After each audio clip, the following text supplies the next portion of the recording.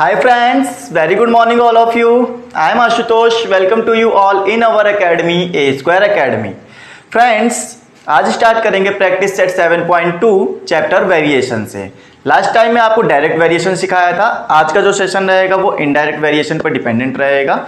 जितने भी क्वेश्चन आएंगे सबके सब इनडायरेक्ट वेरिएशन या फिर बोल लो इनवर्सली प्रोपोर्शनल टू पर डिपेंड करेंगे। ओके फ्रेंड्स, चलिए स्टार्ट करते हैं आज का सेशन प्रैक्टिस सेट 7.2। सेशन को स्टार्ट करने से पहले सभी लोग एक बार सेशन को शेयर कर दीजिए। ओके फ्रेंड्स, और साथ ही साथ जितने भी मेरे साथ नए मेंबर जुड़े हैं आज, वो सभी लोग एक बार चैनल को सब्सक्राइब कर लीजिए। आइए फ्रेंड्स, बताते हैं वेरिएशन के बारे में। तो वेरिएशन का जो सेकंड चैप्टर है, जो सेकंड प्रैक्टिस सेट है, वो आपका इनवर्सली प्रोपोर्शनल टू पे डिपेंड करता है। मैंने लास्ट के सेशन में भी बता दिया था कि इनवर्सली प्रोपोर्शनल टू क्या होता है। आपको मैंने दो चीजें बताई थी, एक बताया था इनडायरेक्ट वेरिएशन, बोल लो इसको इनडायरेक्ट वेरिएशन, या फिर आप ये बोल सकते हो इनवर्सली प्रोपोर्शनल टू। ओके, या फिर इसको इनवर्सली प्रोपोर्शनल बोल लो, एक ही बात आएगी। इसमें कुछ भी, दोनों में कुछ भी चेंज नहीं है। अच्छा, काम कैसे करता था? तो अगर आपने लास्ट सेशन देखा होगा तो आपको आधा से ज्यादा चीजें, क्या पूरी चीजें पता ही होंगी, क्योंकि मैंने इसको पूरा ब्रीफली में समझाया था। फिर भी आज हम इसको स्टार्ट करने जा रहे हैं, तो एक बार थोड़ा सा बता देते हैं कि करना क्या होता है। ये इनवर्सली प्रोपोर्शनल है, मतलब इनवर्स होता है, मतलब कि उल्टा होता है। इनवर्स का मतलब क्या होता है फ्रेंड्स? उल्टा होता है। तो उल्टा होने का क्या मतलब हुआ? एक क्वांटिटी चढ़ेगी, अगर एक क्वांटिटी जो है बढ़ेगी तो एक क्वांटिटी क्या होगी? घटेगी। एक क्वांटिटी बढ़ेगी, दूसरी क्वांटिटी घटेगी। इतना याद रखना है। कैसे सर? हाँ, एक एग्जांपल आता है कैसे। मैं हमेशा ही इसके लिए ना एक ही एग्जांपल हमेशा समझाता हूं। अगर आप अपने स्कूल से घर जा रहे हो या घर से स्कूल जा रहे हो, ठीक है, सुबह सुबह आप क्या करते हो? घर से स्कूल जाते हो ना, तो क्या होता है, कभी कभी मान लो देर हो गई तो आप क्या कहते हो? तेज तेज चलना शुरू कर देते हो। ये घर हुआ, घर से स्कूल में जा रहे हो आप, हाँ, ये स्कूल बना दिया मैंने, लो ठीक है, थोड़ा सा ड्राइंग अच्छी है तो इसलिए ऐसा ही बनेगा, ठीक।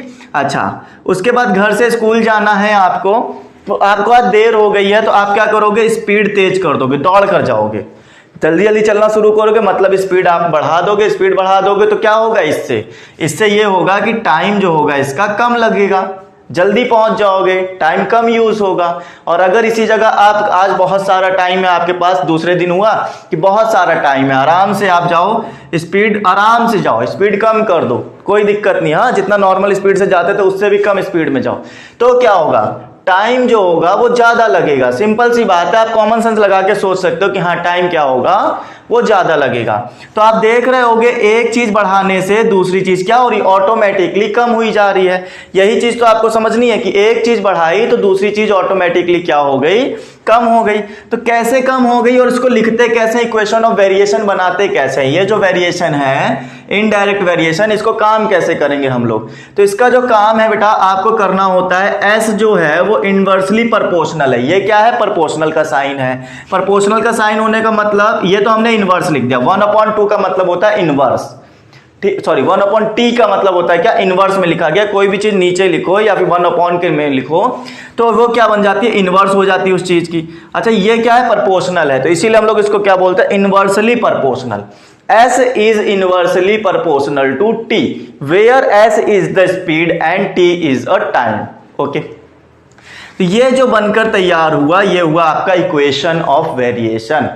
किस चीज की equation of variation? Indirect variation की इक्वेशन ऑफ वेरिएशन बनकर तैयार हो गई। अगर यहां तक काम खत्म हो गया है, समझ में आ गया है, तो आगे बढ़ते हैं, आगे चलेंगे। अब मैं आपको इसके ऊपर डिपेंडेंट क्वेश्चन समझाऊंगा। उन क्वेश्चंस को बहुत अच्छे से समझते चलना और बताना सर समझ में आया है कि नहीं आया, ठीक है? चलो, तो क्वेश्चन उठाएंगे प्रैक्टिस सेट 7.2 से। हम लोग 7.2 में आपको जो फर्स्ट क्वेश्चन दिया हुआ है स्टूडेंट्स, वो ये कह रहे हैं, प्रैक्टिस सेट 7.2 ना, हाँ, ये दस information about numbers of workers and number of days to complete a work is given in the following table, complete the table. इन्होंने टेबल दे दी है, वो आपको कंप्लीट करानी है। स्टूडेंट्स, मैं ये एग्जांपल जो है मैंने पिछले वाले सिलेबस या पिछले वाले सेशन में भी समझाया था कि एक लेबर और उनके द्वारा जो किया हुआ काम है, ठीक है, वो जो होता है इनवर्सली प्रोपोर्शनल होता है। कैसे होता है वो अभी मैं समझा के देता हूं। देखो, सबसे पहले नोट कर लो क्वेश्चन क्या दिया हुआ है। Numbers of workers. तो सबसे पहले आपको नंबर ऑफ वर्कर्स दे दिया है, वो दिया है 30 के साथ में 6 है, 20 के साथ में 9 है, और उसके बाद यहां पर हमें फिल कराना है। 10 हमें दिया हुआ है, नीचे 36 दिया हुआ है, ऊपर फिल कराना है। ये कुछ लास्ट टाइम में भी कुछ ऐसे क्वेश्चंस मैंने कराए थे, तो कुछ दिक्कत नहीं थी इसमें, ठीक है। कराने के लिए पहली बात तो ये समझना पड़ेगा कि आपको ये इनवर्सली प्रोपोर्शनल है या डायरेक्टली प्रोपोर्शनल है। वैसे तो ये इनवर्सली प्रोपोर्शनल पे डिपेंडेंट पूरी एक्सरसाइज है, तो आप डायरेक्ट इनवर्सली प्रोपोर्शनल लगा सकते हो। लेकिन अगर कभी कभी मान लो ना पता चले कि इनवर्सली है कि या फिर डायरेक्ट है, ठीक है, इनडायरेक्ट है या डायरेक्ट वेरिएशन है, कैसे पता करेंगे? आप इसको ना बाय थ्योरी समझो जरा। थ्योरी मैंने क्या कही थी? मैंने कही थी कि अगर आपके पास में एक चीज हाई हो रही है तो दूसरी चीज ऑटोमेटिकली लो होगी, यही समझाया था। बोलो यस सर, ठीक है। फिर उसके बाद अब जरा डे और वर्कर में कॉम्बिनेशन समझो। क्या डे बढ़ाने से वर्कर कम होंगे या वर्कर बढ़ाने से डे कम होंगे, ऐसे समझो। अगर वर्कर बढ़ाया जाए तो क्या उनमें जो काम करने वाले दिन लगेंगे, जो डेज स्पेंड होंगे, क्या वो कम हो जाएंगे? सोचो। अच्छा, अगर किसी काम को 2 लोग करके देते हैं, ठीक है, अगर किसी काम को, ये मान लो वर्कर हैं आपके पास में, सोचना जरा, हाँ बताना मुझे, सोच के बताना। अगर 2 लोग काम करने आए हैं, वो लोग कहते हैं भाई 30 डे में काम पूरा हो जाएगा। कितने दिन में काम पूरा हो जाएगा? ये 2 लोग 30 डेज में काम को पूरा कर देंगे। कोई भी काम है, घर बनाने का काम है, पानी भरने का काम है, जो भी समझो, वो ये कहते हैं कि 30 दिन हमें दे दो, ये काम पूरा करके दे देंगे। आपने कहा भाई ये जो आप टाइम मांग रहे हो ना, बहुत ज्यादा टाइम है, आपको कम समय में चाहिए। कम समय में चाहिए तो भाई और लोगों को लेकर आओ ना, और लोगों को लेकर आओ। वो काम जो है बाकी लोग भी मिलकर करेंगे, तो जब बाकी लोग मिलकर करेंगे तो टाइम कम लगेगा, ठीक है। अब आपने कहा ठीक है भाई, मैं ना क्या करता हूं, 4 लोग और ले आता हूं। अब 4 लोग और आ गए, मतलब टोटल कितने लोग हो गए? पहले थे कितने? 2 थे, अब 4 और आ गए, तो टोटल हो गए 6 लोग। अब 6 लोग मिलकर उस काम को अगर करेंगे, 30 डे वाले काम को, जो 2 लोग कर रहे थे तो 30 दिन लग रहा था, अब 6 लोग करेंगे तो क्या कम नहीं लगेगा दिन? क्या कम लगेगा दिन? कुछ भी हो सकता है। मान लो अब 20 डे में काम पूरा हो गया होगा, कॉमन सेंस की बात है, लोग ज्यादा आकर काम करेंगे तो दिन क्या हो जाएंगे? ऑटोमेटिकली कम हो जाएंगे। तो यहाँ पे जो वर्कर और डे का है वो इनवर्सली है। कैसे? आपने लेबर की संख्या बढ़ा दी, नंबर ऑफ लेबर बढ़ा दिए, तो ये इधर वाला जो डे था, दूसरी क्वांटिटी थी, वो कम हो गई। 30 थी तो ये क्या हो गई? 20 हो गई। पहले 2 था, अब 6 हो गया है। मतलब ये वाली क्वांटिटी बढ़ रही है, ये वाली क्वांटिटी कम हो रही है। एक क्वांटिटी बढ़ रही, दूसरी क्वांटिटी कम हो रही। तो इस कंडीशन में हम क्या कहते हैं? ये इनवर्सली प्रोपोर्शनल है। चलो, थ्योरी समझ में आ गई होगी। अब हम लोग चलेंगे क्वेश्चन कैसे किया जाता है। तो हम लोग ये कह सकते हैं कि यहां पर क्या है, सिंस वर्कर को मैंने W से डिनोट करा दिया। बुक में ना दिया होगा, शायद बुक में दिया है कि नहीं दिया है सिंबल, पता नहीं, बुक में सिंबल नहीं दिए हैं, ठीक है। मैंने वर्कर को W से और डेज को D से डिनोट करवा दिया। इसमें को आप कुछ भी कर सकते हो, चाहे जिस सिंबल से ले लो। तो ये इनवर्सली प्रोपोर्शनल है, इतनी बात समझ में आ गई। तो मैं डायरेक्ट कहता हूं W is inversely proportional to D, ठीक है, इनवर्सली प्रोपोर्शनल टू D, ये मैंने कह दिया। अच्छा, अब इसको सॉल्व कैसे कराते हैं, जरा इन बातों को ध्यान से समझना बच्चों, ठीक है। लास्ट सेशन में भी बताया था, इस बार फिर से बताते हैं। जब भी ये प्रोपोर्शनल रिमूव कराया जाएगा, यहां से हटा दो, इसका कोई काम नहीं है। ये सिर्फ ये दिखाना चाहता था कि ये वाली क्वांटिटी, वर्कर वाली क्वांटिटी डे वाली क्वांटिटी से प्रोपोर्शनल है। और प्रोपोर्शनल का मतलब होता है कि अगर आप इसको बढ़ाओगे तो ये घटेगा, क्योंकि ये इनवर्सली है। अगर इनवर्सली ना होता तो घटता नहीं, एक क्वांटिटी बढ़ाने से दूसरी बढ़ती, ठीक है। इनवर्सली है तो उल्टा होगा, एक बढ़ाओगे दूसरी घटेगी, ऐसे होगा। तो W इसको रिमूव कराएंगे, इक्वल टू लगाएंगे, K कांस्टेंट यूज करेंगे, 1/D आ जाएगा। तो K की वैल्यू कितनी आ गई, या फिर ऐसे ही रख लो, यही आपका जो बनकर तैयार होता है ना स्टूडेंट्स, इसे ही आप कहते हो equation of variation. Equation of variation यही है, ठीक है। अच्छा सर, यहां तक तो कहानी समझ में आ गई। क्वेश्चन के अकॉर्डिंग हमने ये पता कर लिया कि इक्वेशन ऑफ वेरिएशन ये है, बट इसका यूज क्या करें? बेटा यूज ये करना है कि आपको ये fill in the blanks fill कराने हैं।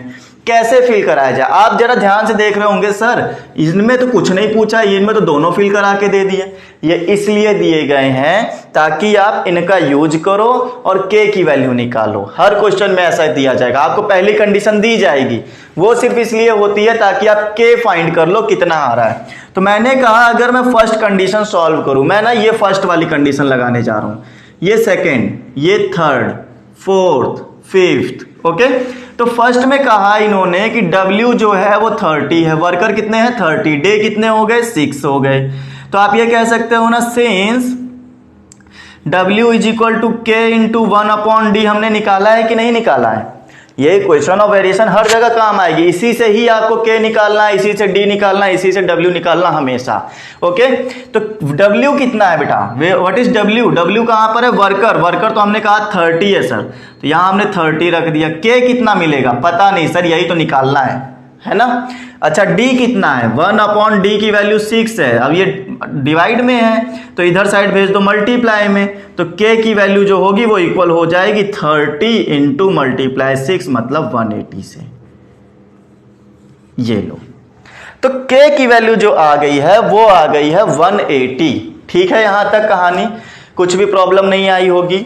अब चलते हैं जरा सेकंड पार्ट पर। सेकंड तो सॉल्व है, अब उसको सॉल्व करने की कोई जरूरत नहीं है, अगर आप के की वैल्यू निकालोगे तो वहां से भी यही आएगा। ठीक है, उसको करने की जरूरत नहीं है। हम चलेंगे थर्ड पार्ट में जो हमको सॉल्व करना है।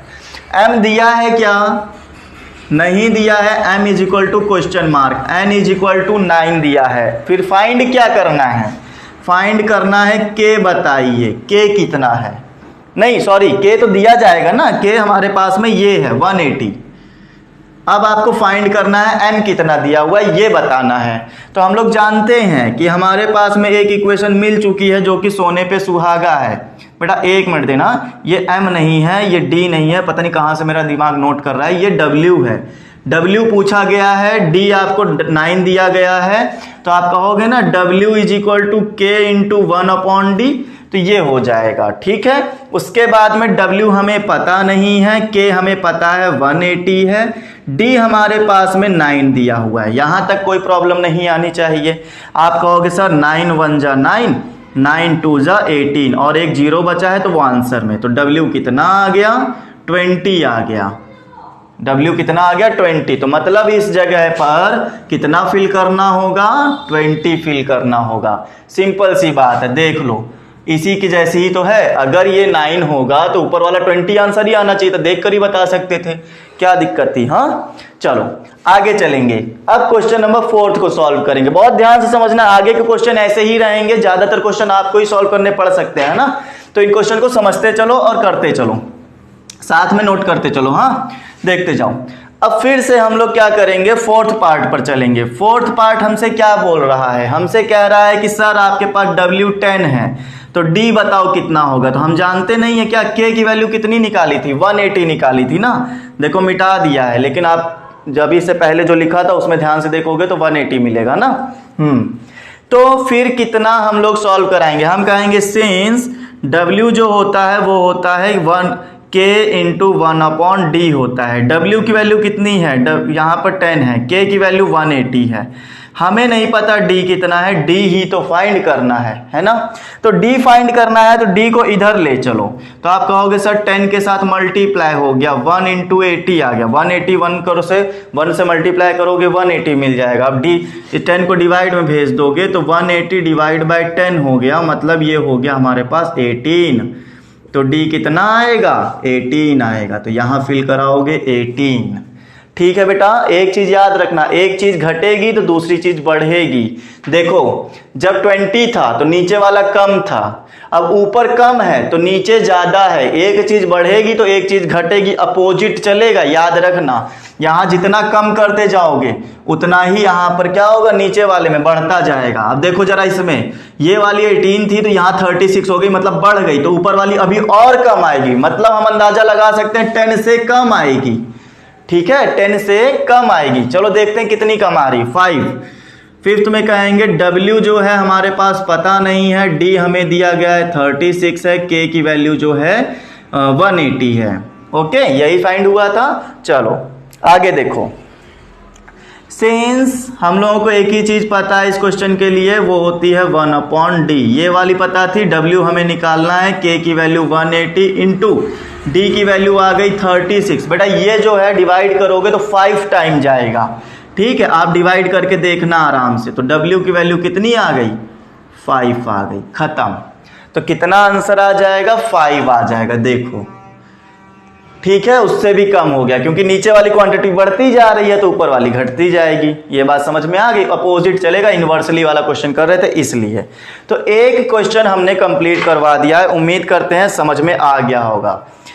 भाई साहब समझ में आया हो तो अपना काम करते रहो, शेयर कर दो एक बार सेशन को, और जितने भी लोग मेरे साथ बने हुए हो एक बार चैनल को सब्सक्राइब कर लो नए मेंबर, और साथ ही साथ लाइक बटन पे हिट कर दो अगर पसंद आ रहा है तो, ठीक है ना। चलो आगे चलते हैं क्वेश्चन नंबर 2 की तरफ।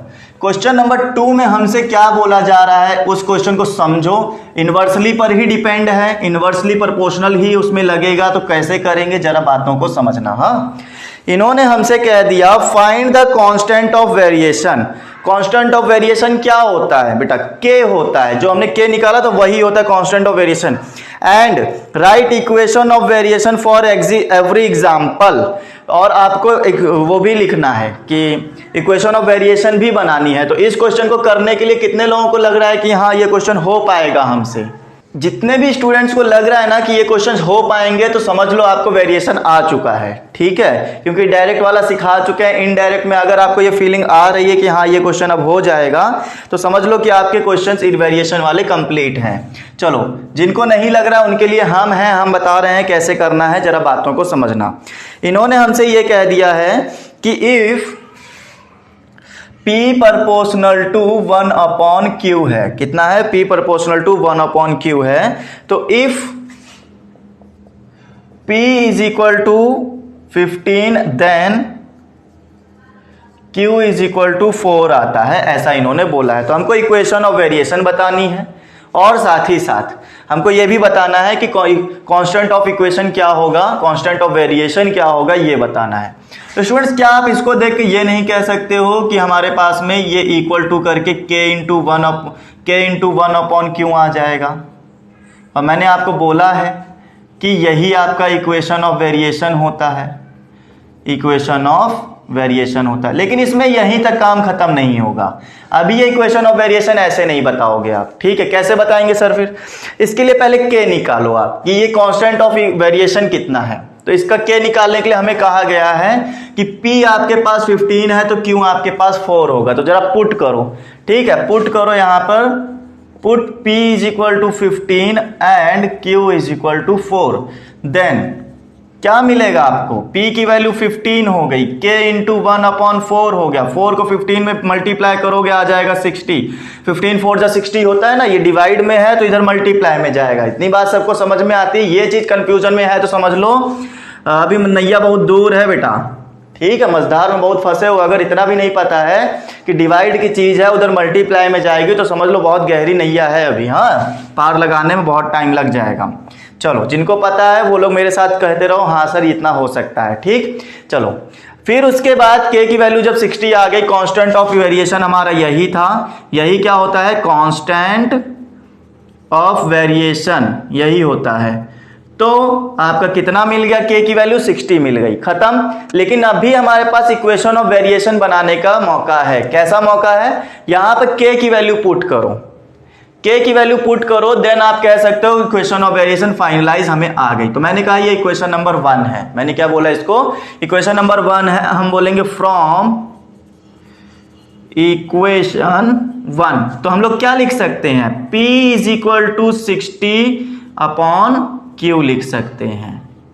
और इसको और ज्यादा मॉडिफाई करना हो तो आप Q को ना इधर भी भेज सकते हो, तो P into Q is equal to 60 आ जाएगा।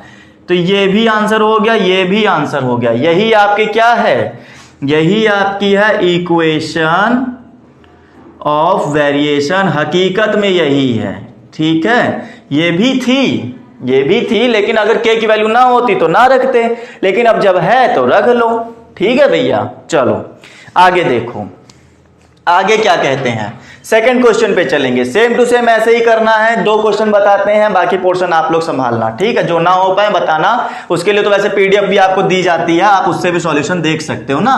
अगर फिर भी ना आए समझ में तो टेलीग्राम पे हमसे पूछ लेना, टेलीग्राम का जो लिंक है आपको डिस्क्रिप्शन में मिल जाएगा, ठीक है। चलो अब सेकंड क्वेश्चन के सेकंड पार्ट में चलते हैं। ये फर्स्ट पार्ट हो गया, हाँ 3 और 4 पार्ट तक दिए गए हैं। हम ऐसा करते हैं, आपको ना 4th पार्ट बताते हैं सीधा, सेकंड क्वेश्चन का 4th पार्ट, क्योंकि उसमें स्क्वायर रूट भी है। तो ऐसे तो स्क्वायर रूट से डरना नहीं चाहिए, सब वैसे ही काम करते हैं जैसे सारी मैथ काम करती है। फिर भी हम इसको आपको बता देते हैं कि x proportional to 1 upon square root y बोल दिया है। तो अगर इन्होंने बोला इफ x जो है 15 है, देन y हमारे पास 9 है। भाई क्या चेंज है, खाली डिजिट चेंज है, बाकी सब वही काम है, बाकी सब वही काम है, खाली डिजिट चेंज है। चलो पुट करना शुरू करो।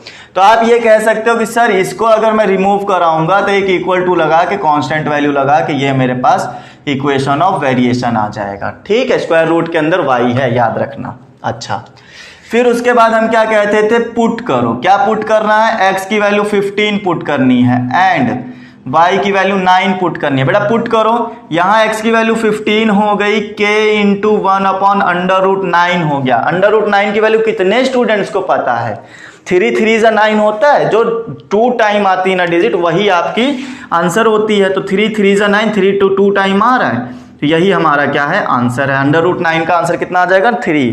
तो 3 से मल्टीप्लाई करो इधर, 45 इज इक्वल टू k आ गया। कांस्टेंट ऑफ वेरिएशन आ गया कि नहीं आ गया। कांस्टेंट ऑफ इक्वेशन कैसे बनेगी, इसी में रख दो जाकर, इसको बोलो इक्वेशन नंबर 1। यही हमारी इक्वेशन ऑफ वेरिएशन थी।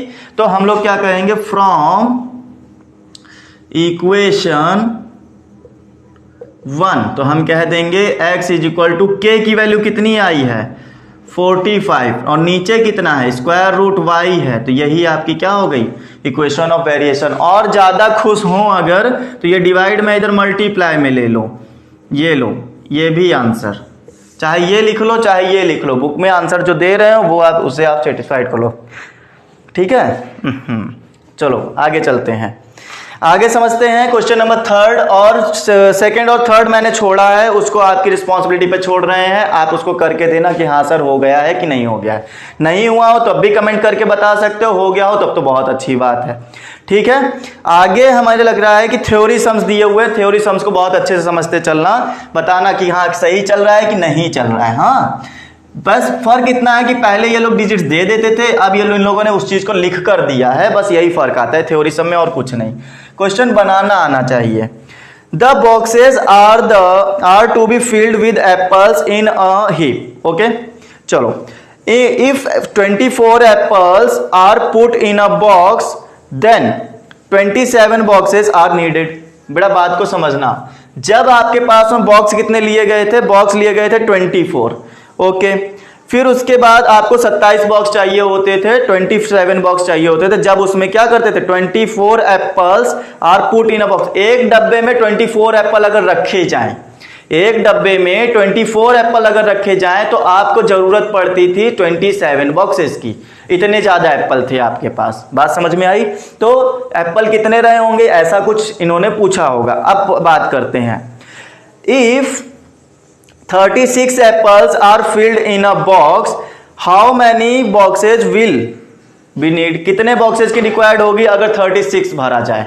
तो जरा बात को समझो मेरी, अगर मैं ऐसा कहूं कि आपके पास में यहां पर ना कुछ एप्पल रखे हुए हैं, पहले अगर आप ये सोचो कि मेरे पास कुछ एप्पल रखे हुए हैं, जैसे फॉर एग्जांपल मैं बताता हूं आपके पास 20 एप्पल है। कितने एप्पल हैं स्टूडेंट्स, 20। अगर आप 4 एप्पल रखते हो इसके अंदर, 4 इसमें हो गए, 4 इसमें हो गए, बताना, हाँ बात को समझना, एग्जांपल देखना मेरा। फिर ये 4 इसमें हो गए, 4 इसमें हो गए और 4 इसमें हो गए। क्या 20 एप्पल आपने टोटल फिल कर दिया डब्बों के अंदर? हाँ सर, 4 4 4, यहाँ 3 4 5 ज्यादा हो गए, 4 4 4। हाँ तो 20 एप्पल आपने फिल कर दिया। कितने डब्बे जरूरत पड़ी, 5 डब्बे की जरूरत पड़ी। इसी तरह से इन्होंने कहा है कि अगर 24 एप्पल भरते हो, 24 एक डब्बे में, 24 एक डब्बे में, तो इस तरह से आपको 27 डब्बे चाहिए होंगे। लेकिन अगर 36 भरा जाए तो बताओ कितने डब्बे चाहिए। आप जरा इस क्वेश्चन को करो। मैंने कहा जब 4 एप्पल रखे तो मुझे 5 बॉक्स लगे। बात को समझना, अगर मैं इन्हीं 20 एप्पल को 5 करके भरूं, मतलब 5 एप्पल एक डब्बे में, अब कितने एप्पल, 1 2 3 4 5 एप्पल एक डब्बे में, तो कितने डब्बे लग जाएंगे बता सकते हो? बताओ भाई, क्या एग्जाम्पल सही चल रहा है? 5 5 5 5 मतलब टोटल 20। तो मैंने कहा जब 5 एप्पल भरे तो मुझे लगे सिर्फ 4 बॉक्स। क्या समझ में आया? समझ में ये आया कि जब हमारे पास एप्पल कम थे तो बॉक्स ज़्यादा था, जब एप्पल कम भर रहे थे तो बॉक्स ज़्यादा लग रहे थे। लेकिन अगर मैं कहूँ एप्पल ज़्यादा भरो तो बॉक्स कम लगेंगे। क्या समझ में आया कुछ? यही एग्जाम्पल, यही तो ये चाहते थे। और ये जब आपको पता चल गया कि अगर एप्पल कम भरोगे बॉक्स ज़्यादा लगेंगे, तो एक चीज़ कम हो रही है दूसरी चीज़ ज़्यादा हो रही, तो सिंपल सी बात है ना कि इन्वर्सली प्रोपोर्शनल हो गया। यही चीज़ समझानी थी। क्वेश्चन यही चाहता था कि आप ये समझ जाओ तो समझ लो क्वेश्चन आ जाएगा। चलो समझ में आ गया हो तो आगे चलते हैं, है ना स्टूडेंट्स। देखो, तो हमें ये पता चला कि एप्पल के जो नंबर हैं वो बॉक्स के नंबर से उल्टा चल रहे हैं। मतलब number of boxes and number of apples are directly related to each other with inversely proportional. एक दूसरे से इनवर्सली प्रोपोर्शनल के द्वारा रिलेटेड हैं ये। इतनी बात समझ में आ गई। चलो, तो हम लोग ये कह सकते हैं, मैंने कहा कि नंबर ऑफ एप्पल को मैं ना ए से डिनोट करूंगा स्टूडेंट्स। आप अपने हिसाब से कोई भी सिंबल ले सकते हो, इंडिपेंडेंट हो, कुछ भी प्रॉब्लम नहीं है इसमें, ठीक है। एप्पल को मैं ए से डिनोट करूंगा। इन्होंने कहा कि जब आप 24 एप्पल भरते थे तो कितने बॉक्स लगते थे? नंबर ऑफ बॉक्सेस कितने लगते थे? बॉक्सेस को मैंने बी से डिनोट किया, वो मुझे लगते थे 27। कितने बॉक्स लगते थे स्टूडेंट्स? कंफर्म कर लो, 27 बॉक्स लगते थे। हाँ, 27 बॉक्स जब 24 एप्पल भरते थे।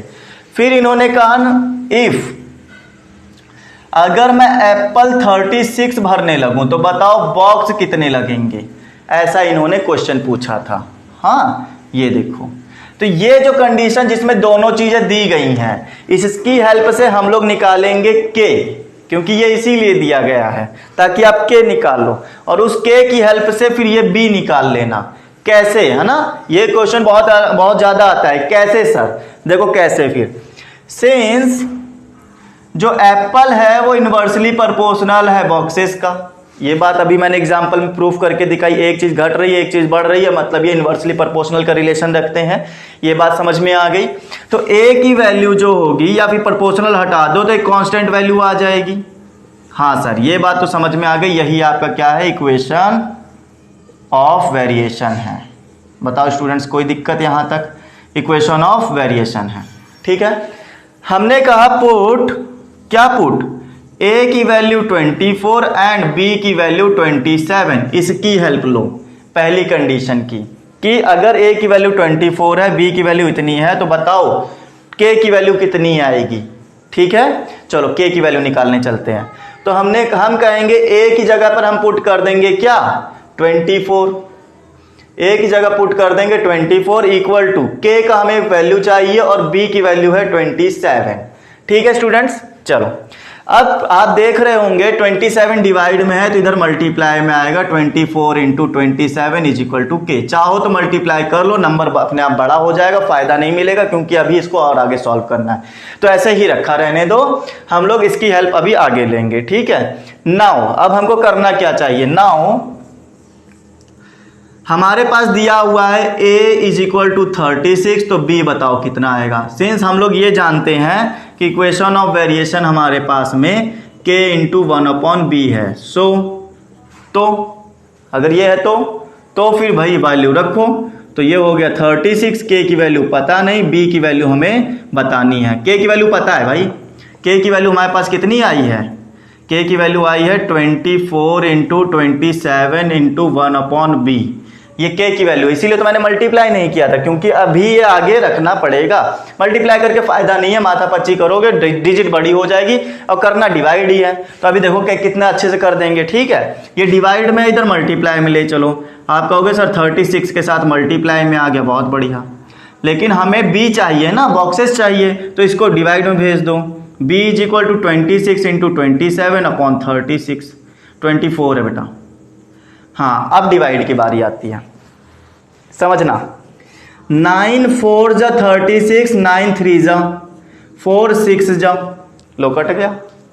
इसी तरह तो डिवाइड करते हैं, जो सेम टेबल में आ रहा हो डिवाइड कर दो। अब देखो मल्टीप्लाई करने की भी जरूरत नहीं पड़ी थी, तो 6 को 3 से मल्टीप्लाई करोगे तो b इज इक्वल टू आ जाएगा 18। मतलब कितने बॉक्सेस चाहिए होंगे? 18 बॉक्स चाहिए होंगे, अगर आप 36 एप्पल एक डब्बे में रखने लगो। ठीक है, समझ में आ गई कहानी? ये कहानी बिल्कुल ऐसे ही करनी है आपको, इसमें कुछ भी चेंजेस नहीं करने हैं, ऐसे ही सॉल्व होगा। बस लिखने वाला अगर चेंज करना चाहते हो तो लिखने वाला पोर्शन आप लिख सकते हो। मैंने लिखने पे ज़्यादा फोकस नहीं किया, समझाया है आपको। समझ में आ गया हो तो बोलो हाँ, थम्स अप करके कमेंट में बताते रहो सर बढ़िया। ओके, चलो आगे चलते हैं। फिर उसके बाद में अब क्वेश्चन नंबर कौन सा आएगा? 4th हो गया है, 5th में चलेंगे ना। 5th वाले समझो क्या कह रहे हैं, वो भी हमें लगता है थ्योरी ही सम दिया हुआ है स्टूडेंट्स। ठीक, चलो देखो, तो इन्होंने हमसे कहा, नहीं ये 3rd था, अब हम लोग चलेंगे 4th पर। 4th में इन्होंने हमसे कहा right the following statements using symbols of variation. ये वही क्वेश्चन आ गया जो एक्सरसाइज फर्स्ट में हमको फर्स्ट क्वेश्चन दिया हुआ था। हमको सिर्फ bye symbol equation of variation लिखकर देना है। ठीक है, 4th क्वेश्चन। फर्स्ट इक्वेशन में इन्होंने कहा है the wavelength of sound L and it's frequency F are inverse variation. भाई क्या दिक्कत है? वेवलेंथ जो है, wavelength LENGTH is proportional to, inversely proportional to. इन्होंने बोला ना इनवर्स वेरिएशन, इस स्टेटमेंट के लास्ट में देखो लिखा हुआ है इनवर्स वेरिएशन। इनवर्स वेरिएशन है तो हमें 1 में लिखना पड़ेगा। क्या लिखना पड़ेगा? फ्रीक्वेंसी। तो क्या सर खत्म हो गया? नहीं बेटा, अभी इसका तो आपने सिर्फ क्वेश्चन देख के लिखा है, लेकिन हमें ये बाय सिंबल लिखना है। तो इसकी वेवलेंथ की वो जो दी गई है वो दिया गया है हमें L, और फ्रीक्वेंसी का जो सिंबल दिया गया है वो दिया गया है F। ये लो, खत्म, यही काम करना था। दूसरा, second statement, the intensity of light I, ठीक है, इंटेंसिटी को I से डिनोट करवा रहे हैं, वेरीज इनवर्सली, ये भी इनवर्सली वेरीज कर रही है, with the square of the distance D of a screen from the lamp. बेटा स्क्वायर ऑफ अ डिस्टेंस बोला है, बात को समझना। तो इन्होंने कहा intensity is inversely proportional square of distance. तो ये रहा डिस्टेंस और इसका स्क्वायर। बात समझ में आई? अब देखो सिंबल कैसे लगाते हैं। तो इंटेंसिटी का सिंबल है I, 1 डिस्टेंस का सिंबल दिया है D, और इसका स्क्वायर, ये लो, खत्म। ठीक है, डिस्टेंस का स्क्वायर था तो हमने डिस्टेंस का सिंबल लगाते हुए उसके ऊपर स्क्वायर रख दिया, खत्म हो गया क्वेश्चन। आगे चलते हैं, क्वेश्चन नंबर 5 को समझेंगे। क्वेश्चन नंबर 5 में इन्होंने दिया क्या है? पहली बात तो ये पढ़ लेते हैं। क्वेश्चन अच्छा सॉल्व करना है ना, y फाइंड करना है। ठीक है, तो मिटाना पड़ेगा। देखो मिटा देते हैं और उसके आगे क्वेश्चन नंबर 5 सॉल्व करते हैं। समझो स्टूडेंट्स, पहले क्वेश्चन में इन्होंने कहा है इफ x प्रोपोर्शनल टू 1, ये इन्होंने इक्वेशन ऑफ वेरिएशन एक टाइप से दे दिया। आप k की वैल्यू लगा के इक्वेशन ऑफ वेरिएशन बना लो बस। ये तब है जब व्हेन x की वैल्यू 14 एंड देन y की वैल्यू 16 है। So if x value is 10 and y find y, इन्होंने कहा तो y बताओ। बेटा ये क्यों दिया है? इतनी देर में समझ पाए हो कि दोनों x और y क्यों दिए हैं? ये दिया है k निकालने के लिए, कांस्टेंट ऑफ वेरिएशन निकालने के लिए। तो कांस्टेंट ऑफ वेरिएशन पहले बना तो लो। ठीक है, सिंस यहां पर k रखो इक्वल टू k 1/√y। इससे पहले अभी ऐसे ही क्वेश्चन एक करके आ चुके हैं ना। चलो now put x is equal to 40 and y is equal to 16, ताकि k निकल आए। 40 पुट किया, k इंटू 1/16 पुट किया। 16 किसका स्क्वायर रूट होता है? 4 का होता है। जिनको ना याद हो याद कर लो, 1/4 होता है। 4 को इधर मल्टीप्लाई करोगे तो k की वैल्यू आ जाएगी 160 आ जाएगी। खत्म क्वेश्चन। अभी क्वेश्चन नहीं है खत्म, अभी हमें y चाहिए। हमें क्या चाहिए? y चाहिए। तो और जिसके लिए x दिया गया है, बोला गया है x 10 रखो, तो y बताओ कितना आएगा। तो हम लोग कहेंगे इक्वेशन ऑफ वेरिएशन हमारी जिंदाबाद। पूरे क्वेश्चन के लिए वही माता पिता सर्वदाता सब कुछ होती है, पिछले बार भी यही बताया था। तो इफ x की वैल्यू 10 है तो y की वैल्यू बताओ, k की वैल्यू 160 रखी जाएगी। ओके, तो बताओ बेटा कैसे होगा। तो हम कहेंगे बे सर यहां पर इक्वेशन ऑफ वेरिएशन जो दिया गया है x is equal to k 1/y दिया गया है। तो x की वैल्यू पुट करो, ये हो गया 10, k की वैल्यू कितनी हो गई 160 is equal to 1 into 1/√y। ठीक है, तो हम ये कह सकते हैं ना कि ये डिवाइड में है तो इधर मल्टीप्लाई में जाएगा, तो 10 into √y is equal to 160 हो गया। अब 10 को डिवाइड में भेज दो, तो 160/10, 0 से 0 कैंसिल, तो ये हो गया 16 और ये हो गया y। बेटा कितना आंसर आएगा बता सकते हो? ये जब स्क्वायर रूट है इसको उठा के उधर भेजेंगे तो हो जाएगा हमारे पास में 16 का स्क्वायर। स्क्वायर रूट दूसरी तरफ जाता है तो स्क्वायर होता है, और अगर स्क्वायर को इधर लेकर आओगे तो स्क्वायर रूट हो जाएगा। कॉन्सेप्ट याद रखो। 16 का स्क्वायर कितना होता है? 256 होता है सर। ना याद हो जिन लोगों को, बेटा 1 से लेकर 25 तक स्क्वायर रूट लिख लो और याद कर लो, बहुत काम आते हैं ये सब। ठीक है ना। तो ये क्वेश्चन हमारा क्वेश्चन नंबर 5 जो था पूरा का पूरा यहां तक हो चुका है कंप्लीट। नेक्स्ट क्वेश्चन की तरफ बढ़ते रहेंगे और देखेंगे कि हम लोग क्या करने वाले हैं नेक्स्ट क्वेश्चन के अंदर। अगर क्वेश्चन में कोई भी दिक्कत ना आ रही हो तो आप कह सकते हो हाँ सर आगे चलिए, और अगर पसंद आया है तो लाइक बटन को हिट कर दो एक बार और ज्यादा से ज्यादा शेयर करने की कोशिश करो। ओके फ्रेंड्स, चलिए 5th क्वेश्चन खत्म करते हुए अब हम लोग बढ़ेंगे 6th क्वेश्चन की तरफ। 6th क्वेश्चन में भी इसी तरह से दिया हुआ है x varies inversely as y when x is equal to 15 then y is equal to 10, x is equal to 20, तो बताओ y कितना आएगा। बेटा सेम टू सेम है।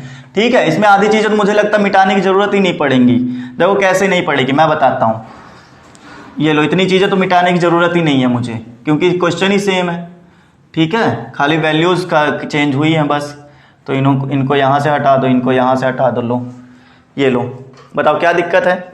इन्होंने कहा x वेरीज इनवर्सली, ठीक है, y से इनवर्सली है, तो यहां स्क्वायर रूट की जरूरत नहीं, सिर्फ इनवर्सली वेरीज कर रहा है। तो x proportional to inversely 1/y। Okay sir. फिर उन्होंने कहा अगर x जो है when x is equal to 15 दे दिया, कितना दे दिया 15, और y इज इक्वल टू दे दिया है 10, तो बेटा क्वेश्चन कुछ चेंज नहीं है, सेम टू सेम वैसे ही पूछा गया है। ठीक है, तो ये लोग कहते हैं इफ 20 अगर ये हो जाए तो बताओ y कितना आएगा। तो बताओ y बिल्कुल वैसे ही करेंगे। हमारा इक्वेशन ऑफ वेरिएशन ये है, तो बस चेंज क्या होगा, स्क्वायर रूट नहीं लगेगा, बाकी सब वैसे ही रहेगा। प्रोपोर्शनल का साइन हटाएंगे, उसकी जगह पर एक k लगाएंगे। k लगा दिया, हम लोगों ने 1/y रख दिया। अब खाली सॉल्व करने की दिक्कत है बस। ठीक, तो हम लोग क्या करते थे, सबसे पहले हमें जो दिया जाता था हम उसकी हेल्प लेते थे और k की वैल्यू फाइंड करते थे। k की वैल्यू फाइंड करो, इफ